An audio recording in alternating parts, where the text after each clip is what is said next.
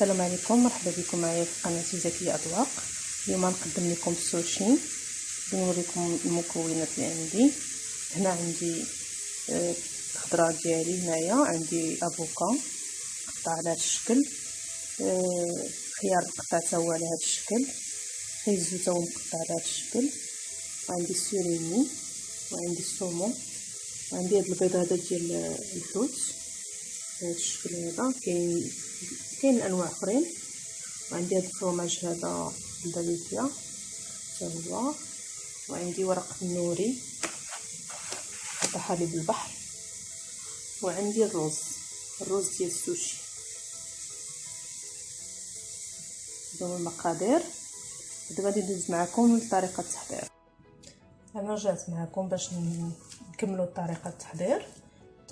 دابا عندنا خديت هاد الحصيره هذه ديال السوشي، غلفتها بالبلاستيك الغذائي، خديت ورق النوري وهذا ليزارك، تنديروا الطبق هاد الجهه الملصه هي اللي كتكون لبرا، وهذه الحرشه هي اللي لداخل.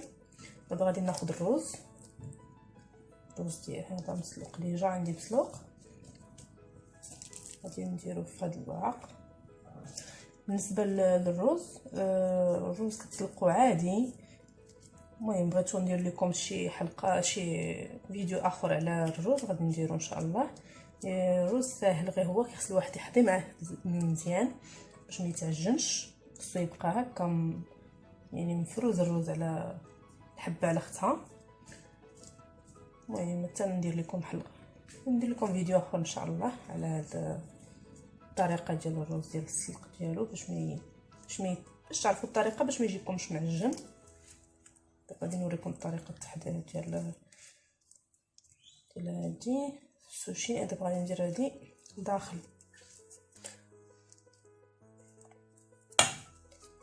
بهذا الشكل هذا، كنوزعو مزيان الرز باش يجي عامر.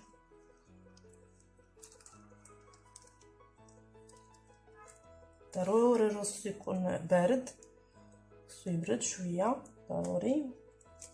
كناخذ دابا ناخذ الخيار ولا الفكوس ولا اللي عندكم، ديروا في الوسط بحال هكا. غادي ندير السوريني بهذا الشكل هكا،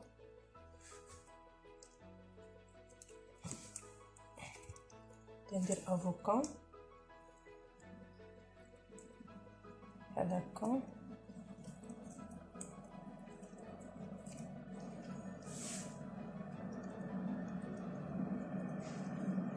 غادي ناخذ هاد الورق ديالي بحال هكا، غادي نلفو بحال هكا. حاولوا ما نوسخوش هذا، ما خصوش يجي لاصق فيه هاد الرز ولا شي حاجه. دائما يكون حداكم شي حاجه فيها الماء باش تغسلوا يديكم مع الرز حتى هو كيلصق. كان ضروري خصني نغسل يدي باش ما نوسخش.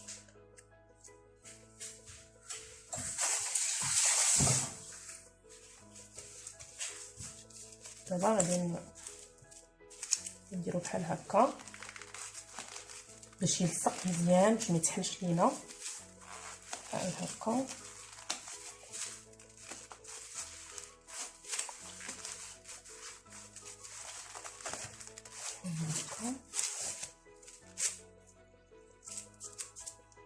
هي دابا واجده، غادي نحطها في واحد الطبسيل شي بلاصه. المهم هكا على ما نكمل غادي ناخذ ورق واحد اخر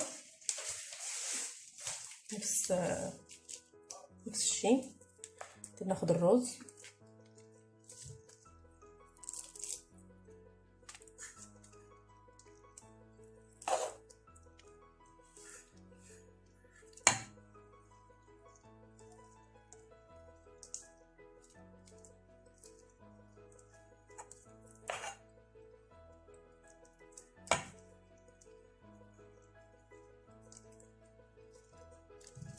توزعو مزيان بحال هكا. هادي غادي نقلبها باش نوريكم الشكل كيفاش.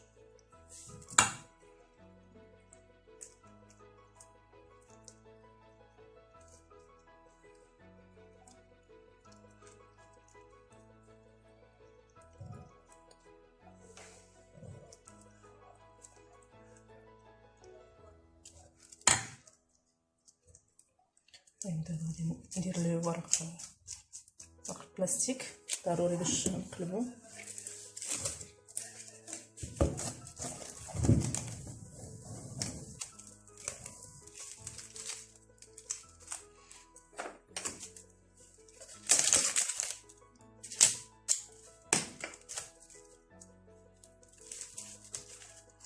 ندقو شويه بيدينا هكا باش كيتقاد.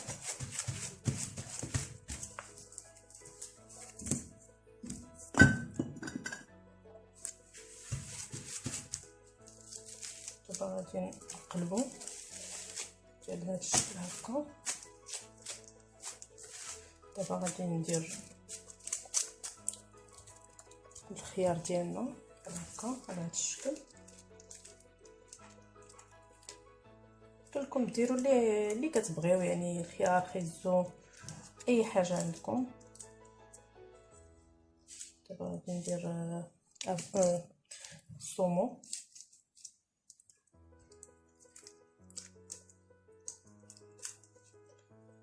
افوكا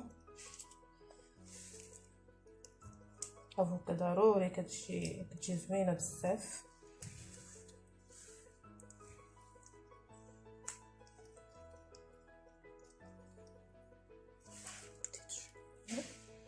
يجيني عامر بهذا الشكل هذا. دابا غادي نلفو بحال هكا.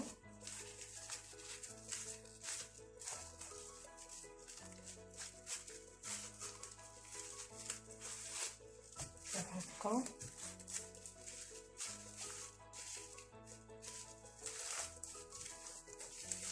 وغادي ناخذ هاد الشرائح الكبيره ديال الصومو، نديرها بحال هكا.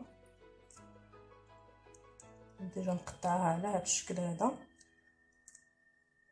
حداو معاه اللي يكون فيه الشوك، ضروري تحيدوه، يكون بعض المرات شي وحدين هكذا. دابا غادي نلف عليه هاد البلاستيك باش النيت غادي نقطعو به حيتاش باش يجي ساهل، باش ما يتخسر ليناش الديكور. دابا غادي نضغط باش يلصق على الرز بحال هكا.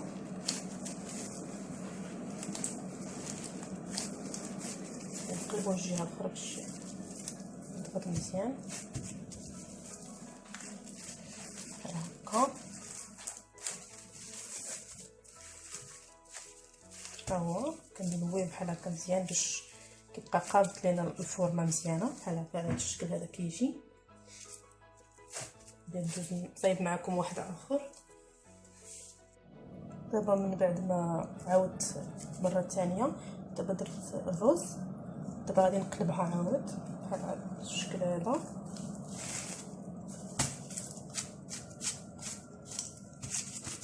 دابا غادي ندير الخيار ثاني.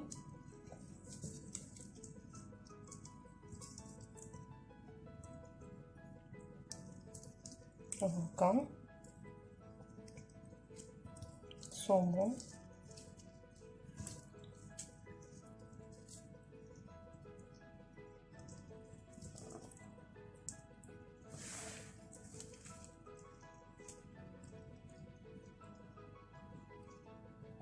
كنحط طايبه بزاف كتلصق ليا، ماشي مشكل. دابا غادي نلف عاود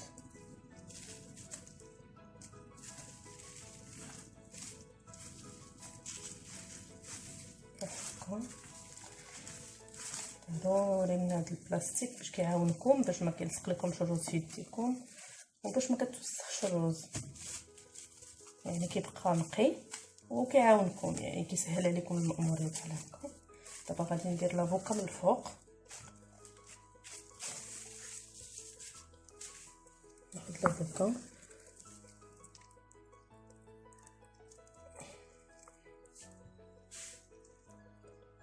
بحال هذا الشكل هكا، نستفوها بحال هكا. باش كتلصق لي ما ساعدتنيش باش نحطها مقاده. هي من بعد ما استفتها بحال هكا غادي ناخذ هاد البلاستيك، غادي نلويه عليها حتى هو باش نثبتها مزيان بحال هكا. دابا غادي ندير نلوي عليها الحصيره باش لافوكا ديالنا تلصق على الروز بحال هكا بشويه بهذا الشكل هذا. ضروري من هذا البلاستيك باش يعاونكم. دابا غادي ندير هذا البلاستيك هذا، غادي نشدو غادي نلويه مزيان عليها باش شاده لينا الفورمه بحال هكا. دابا غادي نعاود نزير شويه بحال هكا، نضغطش بزاف باش لافوكا ما تعجنش.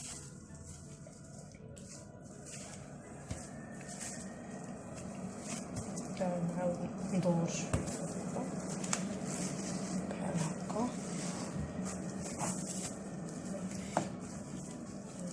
بحال هكا ها هي جات على هذا الشكل هذا. نتمنى يعجبكم هذا الشيء.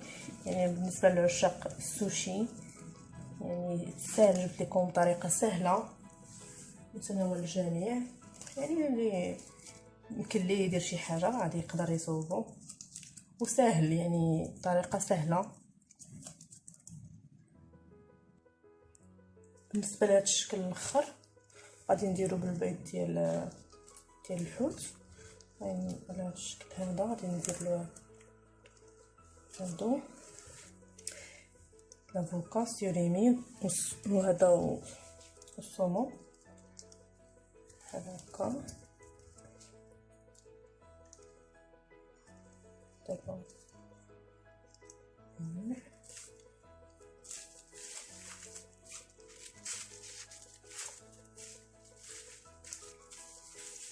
نلفو بحال هكا. هذا نفس العمليه. هذه غادي نديرو دابا البيض ديال الحوت من الفوق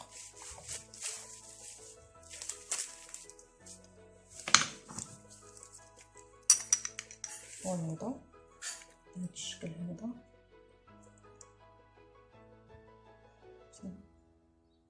غير بشويه كيجي رائع حتى هو، كيجي زوين. وبالنسبه للفيتامينات راه معروف البيض ديال الحوت كيجي مزيان.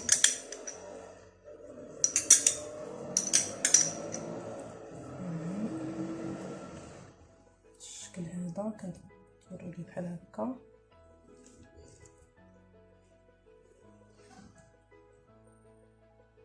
انا بسطت معكم يعني داكشي بسيط، المره الجايه ان شاء الله نوريكم اشكال اخرين. كاين يعني عده انواع، عده اشكال.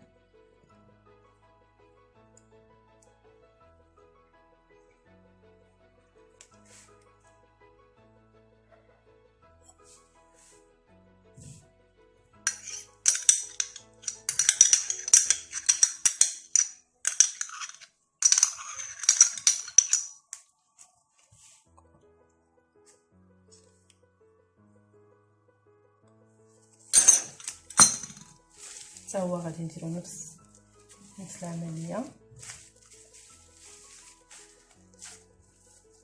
حتى هو يجي مقاد. نحطو شويه البلاستيك بحال هكا باش نقادو الفورمه ديال هذا الشكل هذا. يعني ها هما دابا واجدين معنا. يعني غادي نوريكم كيفاش كنقطعو. كنخليه بحال هكا بهذا البلاستيك ديالو بحال هكذا، كنزيرو مزيان وغادي نوريكم كيفاش غادي نقطعو هاد الاشكال ديالنا. غادي ناخذوا هاد الشكل ديالنا ماكي، غادي نقطعوه بالموس يكون ماضي. الموس ضروري خصو يكون ماضي بزاف باش يساعدكم على التقطيع. يعني ضروري غادي نحيد له هاد الجنيبات هادو بحال هكا.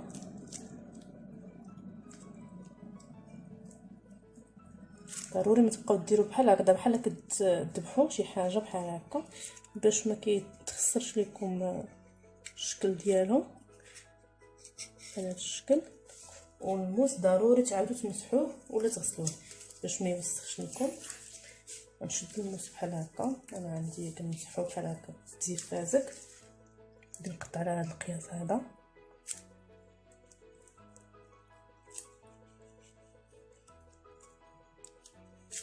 بهذا الشكل هكا.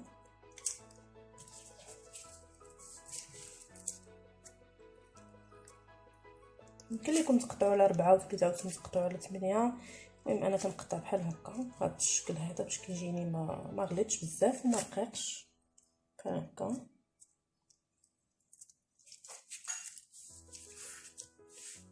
كنستمر هكا في التقطاع ديال هذا بحال هكا.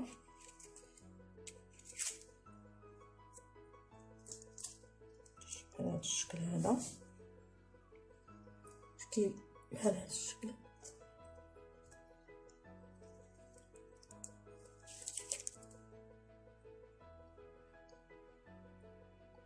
نقطع هذا الشكل الثاني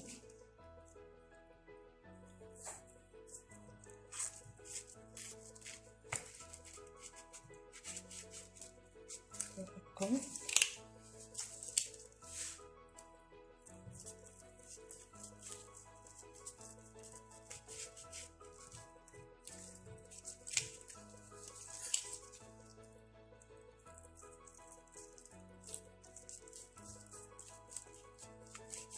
الشكل هكا كنستمروا على التقطيع وكنمسحوا الموس، ضروري بنمسحوه. كنستمروا حتى كنكملوا جميع هاد الاشكال ديال التقطيع. بعد غادي نوريكم الشكل النهائي ديالهم كما كتشوفوا معايا. هذا هو الشكل النهائي ديال السوشي ديالنا. هذا الشكل هذا كيجي على هذا الشكل هذا. هما 3 ديال الانواع اللي درت، 4 انا راني سكرانه شويه ضايخه. المهم 4 عندي ديال الشكل.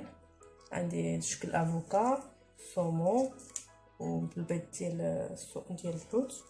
وعلى هذا الشكل هذا حتى هو كيجي بحال هكا. كنتمنى تعجبكم هذه الطريقه ونتمنى نكون سهلت عليكم.